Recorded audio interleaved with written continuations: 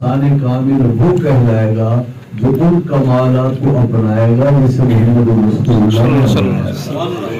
हुजूर कमाल इंसानियत की मेराज है और सनद है। यानी एक तो ये ज़ाब्ता है ये खूबियाँ पाई जाए। हुजूर की ज़ात वाला वो मेयार है इंसान कामिल का कि अगर हम किसी शख्स को जानने के लिए अच्छा इंसान है तो हम ये तलाश करेंगे कि मोहम्मद रसूलुल्लाह सल्लल्लाहु अलैहि वसल्लम में पाई जाने वाली कौन कौन सी खूबियां हैं जो इस इंसान ने अपना रखी हैं। कितने पहलू हैं, हजारों पहलू निकलते हैं इस इंसान कामिल की जिंदगी के बारे में। वक्त मुख्तसर है, दामन बहुत कम, एक दो मिसालें अर्ज करता हूँ। ये जानने के लिए कि फला आदमी कैसा है, कभी यूं जाना जाता है मुस्बत अंदाज में इस आदमी में ये खूबी है, कभी ये जाना जाता है कि वो इंसान कितना अच्छा है, फला इंसानों ने उसका रद्द अमल क्या दिखाया, उसका रद्द अमल देखिए। बहुत कम लोग हैं जिनसे उनकी बीवियां मुतासिर होती हैं, बहुत कम लोग हैं जिनसे उनकी बीवियां मुतासिर होती हैं और उनकी बीवियां हर मौके पर अच्छे बुरे वक्त में मुकम्मल तौर पर उसका साथ दें। उसकी मिसाल हजारों में मिलती है। बहुत कम है कि इंसान गुस्से में आए कुछ बात करे और बीवी उसका रद्द अमल उसी मंफी अंदाज में न दिखाए। बहुत कम खुश नसीब लोगों में। मिसाल के तौर पर आपको बिल्कुल बरहक गुस्सा चढ़ा, घर में आए आप, किसी चीज पर गुस्सा आया तो आपने गुस्से का मुजाहरा किया तो आगे से क्या जवाब मिलेगा? अगर वो बीवी है तमीज वाली तो वो ये कहेगी खैरियत है, ये कहेगी। बहुत आला तहजीब की मालिक है, पढ़ी लिखी है, तो वो ये कहेगी खैर तो है, क्यों गुस्सा कर रहे हो? आते साथ ही घर में आपने गुस्सा करना शुरू किया, आराम से बैठते हैं बातें करते हैं। और अगर वो बीवी उन जैसी है और माशाअल्लाह वो बहुत आगे है तो फिर तो आप समझ सकते हैं कि वो जवाब में क्या कहेगी। नबी पाक सल्लल्लाहु अलैहि वसल्लम एक इंसान है, इंसान कामिल है। हुजूर की ज़ात वाला के साथ जलाल भी हुजूर के दामन से वाबस्ता था और रज़ा भी हुजूर के दामन से वाबस्ता थी। उमूमी तौर पर जब इंसान गुस्से में आता है तो हुदूद फलांता है। नबी पाक सल्लल्लाहु अलैहि वसल्लम हज़रत आयशा उम्मुल मोमिनीन के यहाँ तशरीफ लाए, दरवाजे पर पर्दे पर आपने कुछ तस्वीरें देखी। ये वो दौर था जब तस्वीरों के बारे में बहुत ज्यादा सख्ती थी इस्लाम में। तो आपके चेहरे मुबारक पर तगय्युरात ज़ाहिर हुए, चेहरा सुर्ख हो गया और हज़रत आयशा उम्मुल मोमिनीन ने भांप लिया हुजूर जलाल में है उससे। हज़रत आयशा हुजूर से उम्र में बहुत छोटी बच्ची, उम्र मुबारक 15, 16, 17 साल, 18 साल। 18 साल की लड़की हो तो हमारे यहाँ कहा जाता है ये मेच्योर नहीं है, इसकी उम्र कम है। हज़रत आयशा हुजूर के अखलाक से, इंसानियत से और उनकी ज़ात की अकमलियत से कितनी मुतासिर थी। इस गुस्से के रद्द अमल में उन्होंने क्या कहा, बहुत सोचने की बात। मालूम है क्या कहा? इन्नी अतूबु इलल्लाहि व रसूलिही माज़ा अज़लबतु या रसूल अल्लाह। इस पर गौर कीजिएगा। हमारे यहाँ पूछा ये जाता खैर तो है, हज़रत आयशा ने ये नहीं पूछा। सबसे पहले ये समझा कि हुजूर नाराज हैं तो ऐसे थोड़ी नाराज हैं, हुजूर की नाराजगी पर हक है।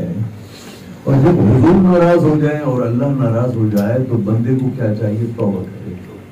तो हज़रत आयशा उम्मुल मोमिनीन ने रद्द अमल में क्या कहा?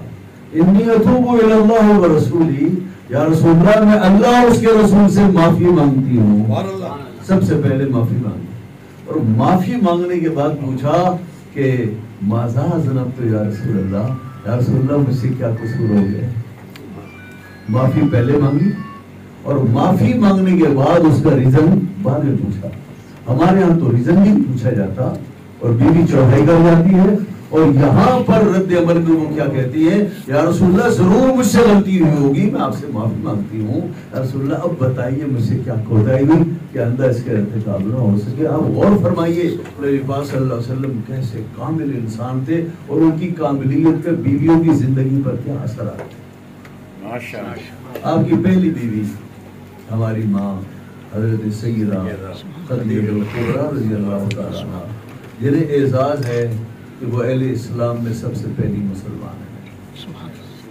جب آپ غار حرا سے تشریف لائے اور ایک کیفیت آپ پر طاری تھی، حضرت خدیجہ سے حضور نے پوچھا، انی خشیت علی نفسی، مجھے اپنی جان کا خوف ہو چلا ہے، میں سوچ رہا ہوں جس دعوت کی ذمہ داری اللہ نے میرے کندھوں پر رکھی ہے، میری قوم کا رد عمل کیا ہوگا اور میں کس حد تک کامیاب ہوں، کون میرا ساتھ دے گا، کون مخالفت کرے گا۔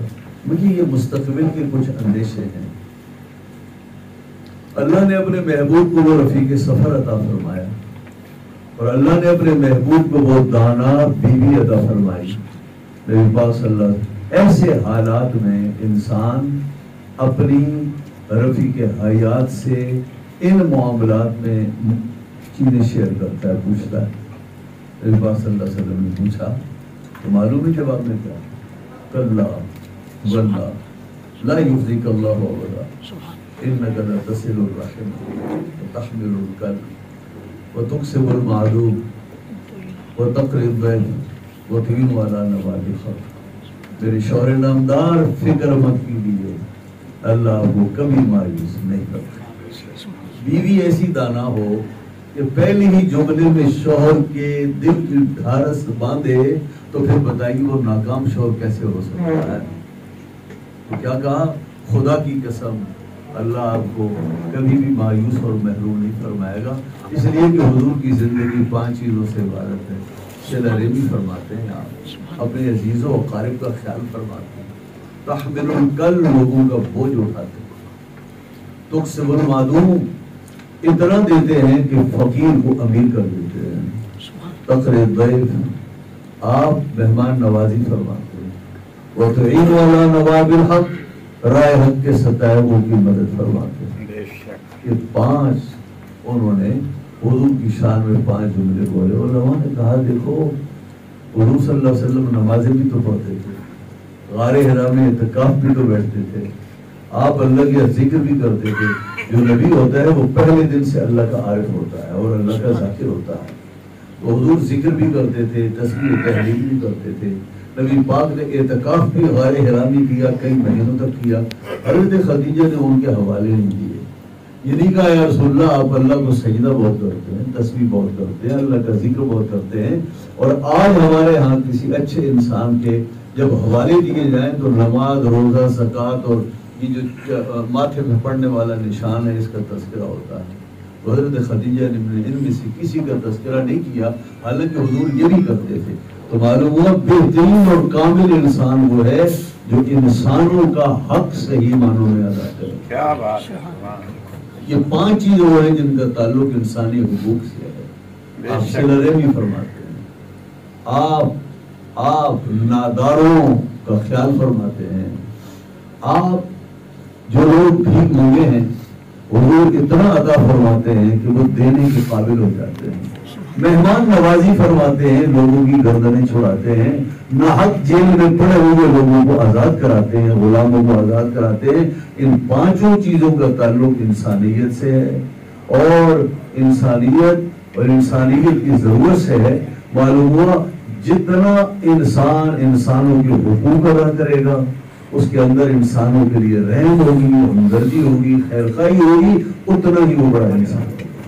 کسی انسان کو جانچنے کا طریقہ نمازیں پڑھنا، سر پہ پگڑی رکھنا، عمرے کرنا، حج کرنا نہیں، انسانوں کو پہچاننے کا طریقہ یہ ہے کہ یہ کتنا اچھا انسان ہے۔ اس لیے ضرورت اس بات کی ہے کہ ہم اپنے بچوں کو تاجر بنائیں، عالم بنائیں، وکیل بنائیں، بڑا آفیسر بنائیں، اعلیٰ سے اعلیٰ تعلیم دیں، ہم انہیں باہر دنیا میں پڑھائی کے لیے بھیجیں۔ سب سے بڑی جس چیز کی ضرورت ہے جو بچوں کے کام آئے گا وہ یہ ہے کہ آپ انہیں سب سے پہلے انسان بنائیں۔ ہمارے انسان نہیں بنایا جاتا، سارے کام کیے جاتے ہیں، بچوں کے لیے وہ کچھ کیا جاتا ہے، سب کچھ بیچ باچ ڈالا جاتا ہے، لیکن جس چیز کی فکر ہونی چاہیے وہ یہ کہ یہ اچھا انسان تو بنے۔